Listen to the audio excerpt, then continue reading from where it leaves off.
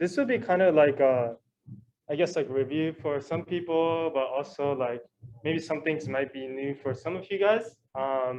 However, I think it's a good reminder for everyone, regardless of if this is like, you know, a few meetings that you've been to, or like this has been your life for the past few years, like totally it's good for everyone, I think. Yeah, so as most of you guys know, this is what CARP stands for, Collegiate Association for the Research of Principles. And we focus a lot on the principles part, the P. And this is just the Merriam-Webster dictionary definition that I looked up today. And glad to know that we do encompass all of these to some extent. However, more specifically, when we say principle in CARP, we're talking about what is called unification principles. And I'm going to be digging deeper into that a little bit more. And I just wanted to share, sorry, just to backtrack a little bit. So today, yeah, it's really just this presentation, and then we're just gonna have like a small discussion and that's it. So it's gonna be very short today.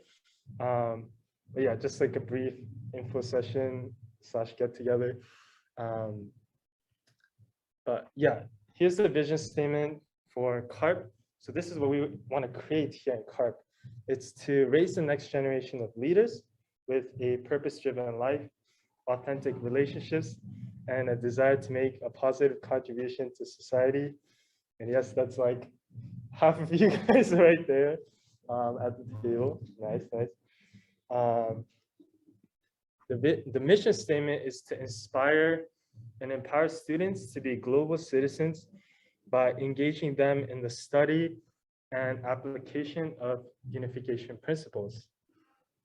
So I know looking at both the vision and the mission, it seems like a grand vision of what we're trying to accomplish here, starting in this small classroom here in Berkeley, right? But I did want to kind of take it back to CARP's origins, because I think it's really important to go back to the roots and the origins of, you know, where everything started and initiated, for us to really understand what CARP is all about and what anything is all about, right? We go back to the origins. And CARP actually is not founded here in Berkeley, California, sadly, but it actually has its roots in East Asia, and in particular in Korea. Both of our founders, Reverend Samir Moon and Dr. Hak Cha-han Moon, were born in Korea at the time when it was just Korea, not like North and South. And I think sharing their background is actually so important to understanding, like, why the heck are we talking about peace? Because it seems so like almost like an unattainable goal, right? Especially we're still just young adults, right? We still want to just have fun sometimes, right? And just, you know, be able to make friends and all of that, right? Even just, of course, those simple things are really important. But it's like, why does peace matter to us? And so going to the founders and their origins to understand why they care about peace. And actually, if you dig a little deeper, you would understand, because both of them were born in a very war-torn Korea in the 1900s, right? So Reverend Samir Moon, he was born in Korea during the Japanese occupation from 1910 to 1945. And this was a very vulnerable and tumultuous time for Korea, because they were directly under the Japanese occupation, and their very culture, their language, their identity was being oppressed and even taken away from them. If you look at this photo, you can actually see that, I don't know if any of you guys read Japanese, but I know a little bit, and that's the Japanese language in the Korean country, right? So basically just deleting their language, their culture, and taking over their country. Right? You can imagine what that does to someone in that origin. And Dr. Hak Cha-han Moon was born during the concluding years of the Japanese occupation, so 1943. And Actually, her and her family, they fled from what later became North Korea, and they fled down to South Korea so that they could escape communism. And so you can imagine with this backdrop, what kind of uh, life they must have been going through, right? To be able to experience being oppressed by another country and literally seeing their families being torn apart and their communities being torn apart because there was so much pressure of this war going on around them. So when we talk about peace, right, to them, it's not some kind of like airy fairy wishful thinking or some some utopian idea, right? But this is actually something that they want to bring in, make it concrete and tangible in their lives. And so that's why they are very serious about this work for peace.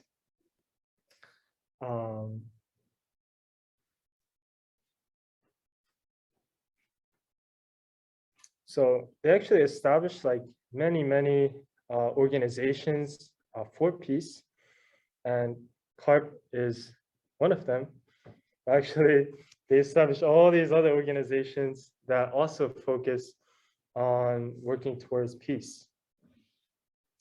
And I just wanted to make a note that just like many other righteous, global-minded leaders who have fought for peace in their lifetime, just some examples like Mahatma Gandhi, Mother Teresa, Dr. Reverend Martin Luther King Jr., like they all went through some kind of opposition and challenge in being able to strive towards peace. And in a similar fashion, our founders also went through a lot of misunderstandings and trials as well in their pursuit for peace, right? Sometimes even the most well-intended or most pure intentions can be taken the wrong way, right? Even if someone is trying to strive towards peace, right?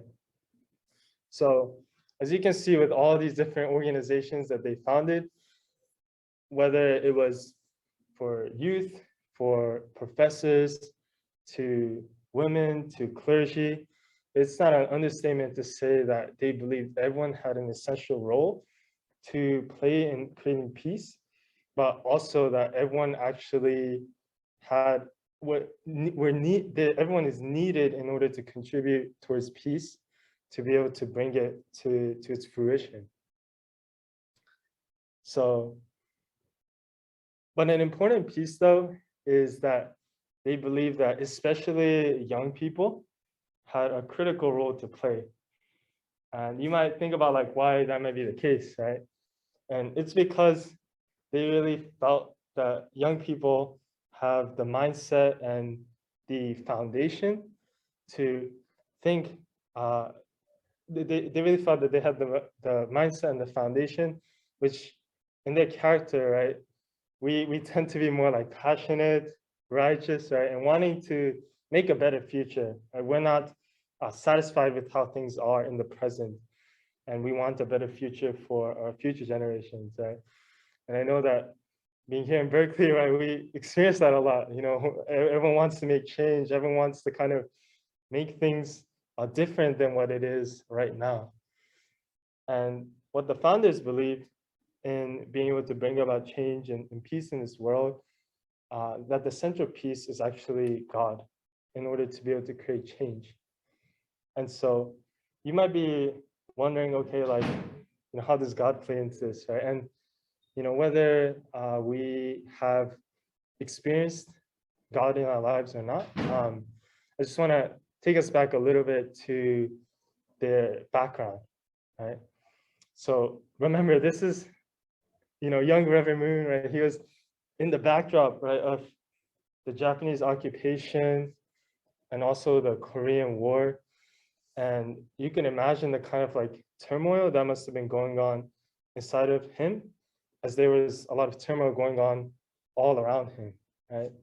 And so that's when he started to question deeper about his own life and ask a lot of fundamental questions such as, who am I, right? Also, right, does God exist, right? And did God create all of this world, including all the suffering in this world, right? Does that make any sense? And another question was, why is it that human beings hate one another so much to the point of creating conflict, war, division, even to people of their own nationality, right? Even people that one would say are family, as in the case of Korea, right? And so there's a lot of these big questions that he held in his heart. And with a Christian upbringing that he had, he turned to God to be able to dig deeper for these answers. So in this, desperate moment of really trying to seek answers to these questions, that's where he founded what is called the divine principle. And interchangeably, we call it the unification principles. And that's what the P stands for in CARP. And I'm gonna just show like a little video just to share more about what these unification principles are. But also, yeah, we in CARP feel that it's important to be able to also ask ourselves these kind of like fundamental questions, right? That are more like internal and spiritual in nature. And they all have some kind of like effect on us, right? But yeah, I'm gonna show the video a little bit. So yeah, here's a little video about the divine principle and also called the unification principles. So. Actually, let me just pause there. This is Karen's playlist, by the way. Give it up to Karen. We all want it. We don't see it happening in ourselves. We all want to create a life we love. But even though we all want it, we don't see it happening in ourselves, our homes, our country, or in the world. This isn't anything new. From the beginning of human history, great minds have searched for the keys to happiness. Over time, we've come up with lots of solutions through science, technology, philosophy, and religion. But there's still something missing. If God exists, why is there so much suffering, greed, injustice, and violence? If there's enough food to go around, why are so many people going hungry? If we all desire love, why can't we make families that last? It's time for something new, something that shifts our perspective, that speaks to people of all races, ages, and backgrounds, and brings us into a common understanding. Something that empowers us to become creators of our world and our future. Something that leads us to reach our full potential, to live the life we love together. The divine principle is an expression of truth that unlocks insight into the human condition and state of the world. It explores God, the universe, and human experience in a way that resonates with our spiritual and intellectual development. It opens a window into the heart that is revolutionary, different from anything you've heard before. The divine principle can change your life. It can empower you to create a life you love, the one that God has always wanted for you. It expresses the essence of what the Bible is telling us and unlocks the meaning of the world's scriptures. But the choice is up to you. We all learn to adapt in order to cope with life as it is. So when presented with a chance to change, most people say that where they're at is good enough, even if they know it's really not. So it's your choice. Do you want to create a life you love? The one that God has always wanted for you. We invite you to discover the divine principle, a message that has touched the lives of people around the world, and experience the difference it can make for you.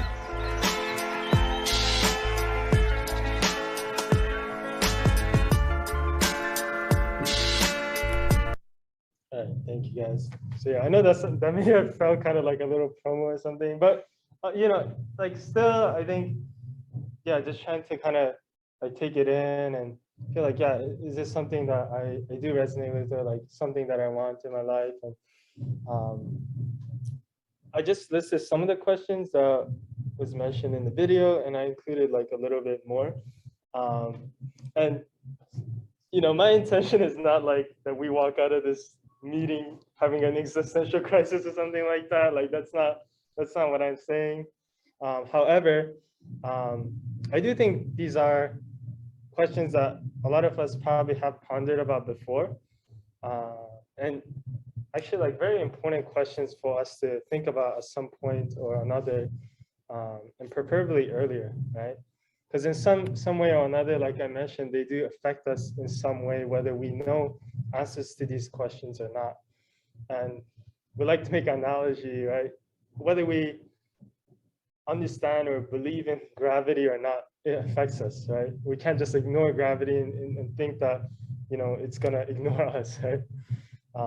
In the same way, we do believe that there are principles that are spiritual and internal in nature that do affect us, right? That are universal and that are unifying across different religions, cultures, races.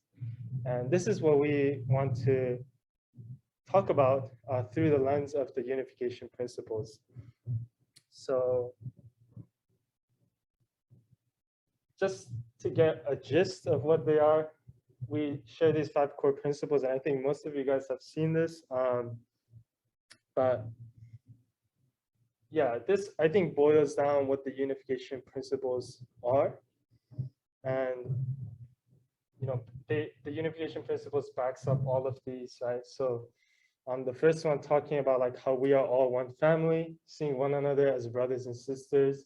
The second one is that our greatest fulfillment actually like is not to grow our income or our resume, but it's to grow our love. And how we do that is through being able to invest into relationships. Through relationships, we're able to grow in love. And the third is that all of us like come from families, and we are affected by our families, right? Our upbringing.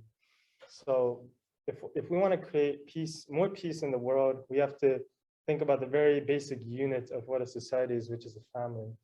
And the fourth is basically like altruism, thinking about others, being other-centered before just only thinking about ourselves. And there's ways to make it mutually beneficial too, like both yourself and others. And the fifth is talking a lot about harmony between various cultures. So that's the 5 core principles. And I know I just threw a lot at you guys, and you guys might be wondering, okay, like, so what the heck are we gonna do this semester? So as you might guess, a big portion of it is, as we shared in the mission statement, right? The study of the unification principles. And when we say education, we're talking about education of the heart and character. And I wanted to reference just a quote from Reverend Dr. Martin Luther King Jr., emphasizing about the content of a character, right?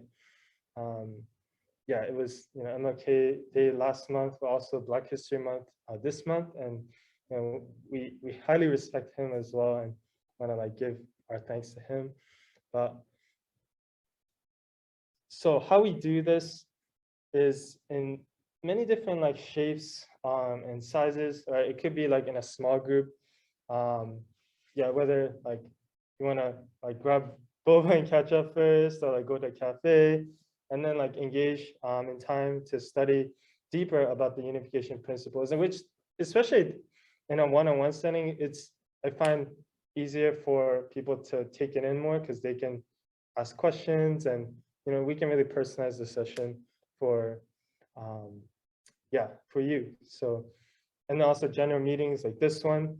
And so the first 2 are mainly as just within us like Berkeley chapter, but we also have I guess a sister chapter, you could say, Chabot College. They have a CARP chapter there too. So we're going to be working hand in hand with them as a hub. So we have seminars and retreats. And also this semester, we want to focus on a special topic on the reunification of North and South Korea.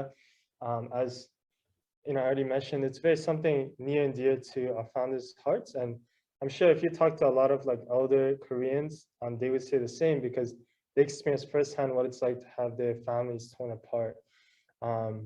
But also, I was talking to my GSI yesterday, and she's Korean, and she was saying like, yeah, Korea is the only country that's still divided, right?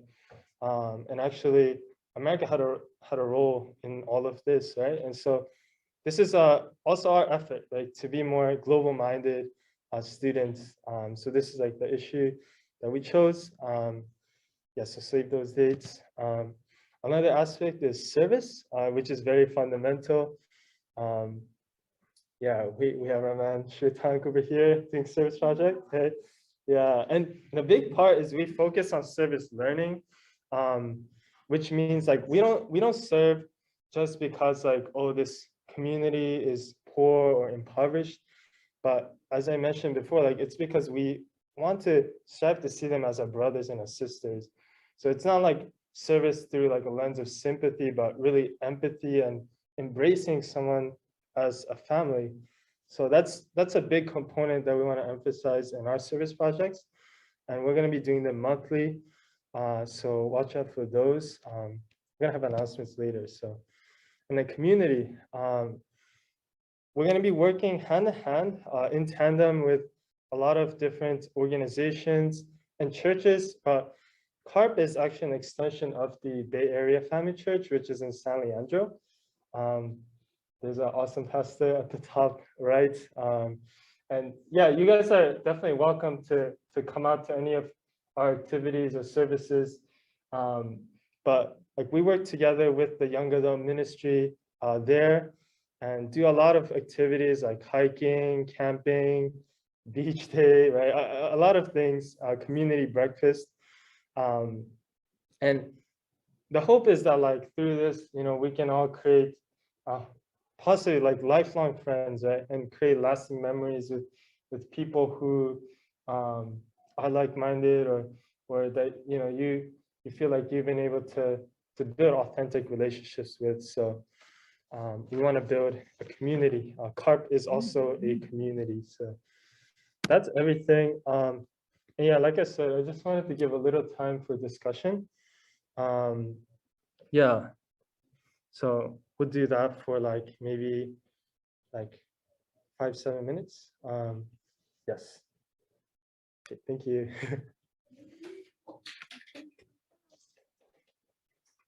So yeah, what stood out from the presentation, and is there anything you resonate with or find interesting about CARP?